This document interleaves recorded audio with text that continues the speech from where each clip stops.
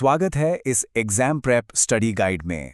आज के इस एक्सप्लेनर में हम कंप्यूटर साइंस के सबसे हाई यील्ड टॉपिक्स में से एक पर चर्चा करने वाले हैं, लिंक्ड लिस्ट्स।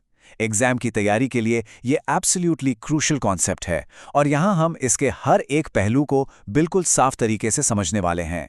तो चलिए बिना किसी देरी के इस परीक्षा केंद्रित चर्चा को शुरू करते हैं। फटाफट सिलेबस पर एक नज़र डालते हैं। शुरुआत होगी लिंक्ड लिस्ट फंडामेंटल्स से, फिर एक नोड की एनाटॉमी, उसके बाद एरेज के साथ एक डायरेक्ट कंपैरिजन और अंत में कोर लिंक्ड लिस्ट टाइप्स और कुछ एसेंशियल लिस्ट ऑपरेशंस। ये स्ट्रिक्टली एग्जाम फोकस्ड मटेरियल है, तो चलिए आगे बढ़ते हैं। Section 1 linked list fundamentals.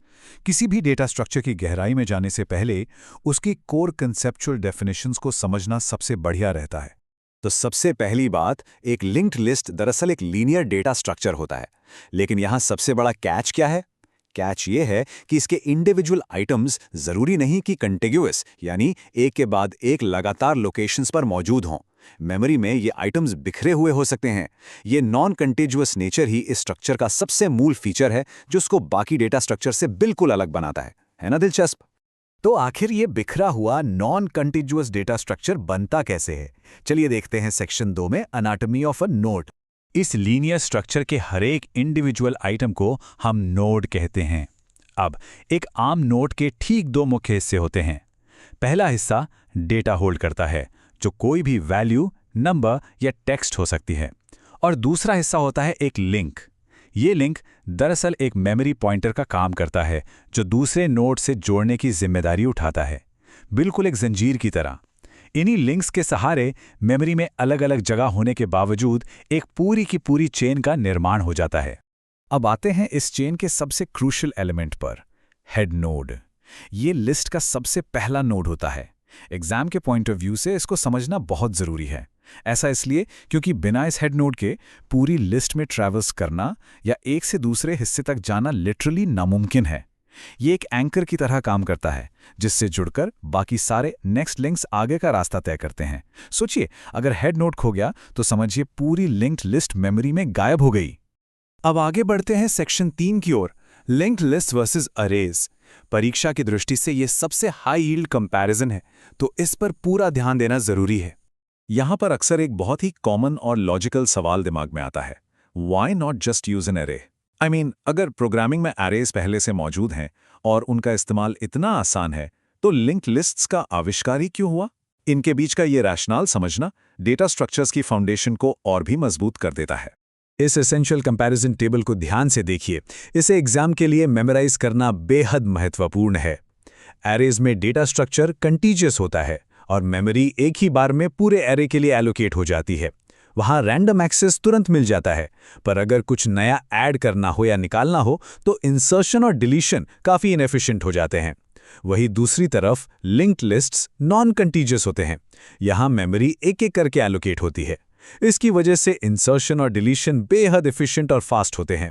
हालांकि एक नुकसान ये ज़रूर है कि इसकी वजह से डेटा का एक्सेस सिर्फ सीक्वेंशियल रह जाता है, यानी एक के बाद एक। चलिए, अगला कदम इनके स्ट्रक्चरल वेरिएशंस को समझना है। Section 4 core linked list types. Exam वाले दिन इन फंडामेंटल कैटेगरीज के बीच का फर्क पहचानना आना ही चाहिए। अभी तक हमने जो देखा वो बेसिक सिंगली लिंक्ड लिस्ट थी, जिसमें सिर्फ आगे जाने का लिंक होता है।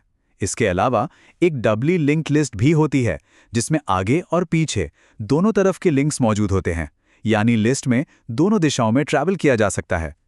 फिर आती है सर्कुलर लिंक्ड लिस्ट, जहां आखिरी नोड का लिंक वापस पहले हेड नोड से जुड़कर एक एंडलेस सर्कल बना लेता है।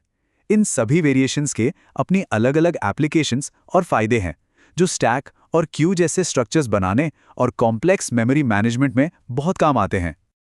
और अब आते हैं आखिरी और सबसे प्रैक्टिकल टॉपिक पर, सेक्शन 5 एसेंशियल लिस्ट ऑपरेशंस। असली प्रोग्रामिंग स्किल्स का टेस्ट यहीं पर होता है। यहाँ सारे मॉडिफिकेशन ऑपरेशंस को एक साथ ग्रुप किया गया है। जैसा कि हमने थोड़ी देर पहले उस कंपैरिजन टेबल में देखा था, लिंक्ड लिस्ट्स इंसर्शन और डिलीशन के मामले में एरेज से कहीं ज़्यादा एफिशिएंट होते हैं। चाहे लिस्ट में नया डेटा इंसर्ट करना हो, किसी स्पेसिफिक वैल्यू या की को डिलीट करना हो, एक तय पोजीशन पर डिलीशन परफॉर्म करना हो, या फिर उस पूरी की पूरी लिंक्ड लिस्ट को ही एक साथ डिलीट करना हो, ये सारे ऑपरेशंस बेहद आसानी से परफॉर्म किए जाते हैं। यहाँ एरेस की तरह बाकी एलिमेंट्स को शिफ्ट करने का झंझट नहीं होता। सिर्फ आगे पीछे के नोड लिंक्स को नए सिरे से जोड़ने की जरूरत पड़ती है। इन मॉडिफिकेशन टास्क्स के अलावा कुछ और भी बुनियादी यूटिलिटी और सर्च ऑपरेशंस इस सूची में शामिल हैं, जैसे कि लिंक्ड लिस्ट की टोटल लेंथ निकालना, पूरी लिस्ट को प्रिंट करना, किसी स्पेसिफिक एलिमेंट को सर्च करना, या फिर लिस्ट की शुरुआत या अंत से किसी nth नोड की पोजीशन पता लगाना।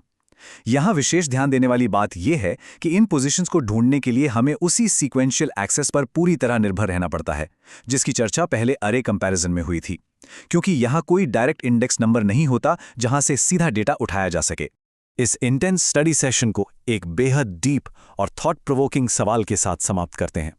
बेस्ड ऑन सीक्वेंशियल एक्सेस, इनमें से कौन सा ऑपरेशन सबसे ज्यादा टाइम लेगा? इन सभी ऑपरेशंस और इनके सीक्वेंशियल नेचर को देखते हुए इस सवाल पर सोचना बहुत दिलचस्प रहेगा। ये सीधा टाइम कॉम्प्लेक्सिटी यानी बिग ओ नोटेशन और एल्गोरिथमिक एफिशिएंसी के उन गहरे कॉन्सेप्ट्स की तरफ इशारा करता है जो कंप्यूटर साइंस एग्जाम्स का कोर हिस्सा है। आगे की पढ़ाई और एग्जाम में आने वाले ट्रिकी क्वेश्चंस के लिए इस कॉन्सेप्ट पर जरूर गौर कीजिएगा। इस स्टडी गाइड के एक्सप्लेनर में आज के लिए बस इतना ही। एग्जाम के लिए बेस्ट ऑफ लक और इन कॉन्सेप्ट्स का अभ्यास लगातार जारी रखिए।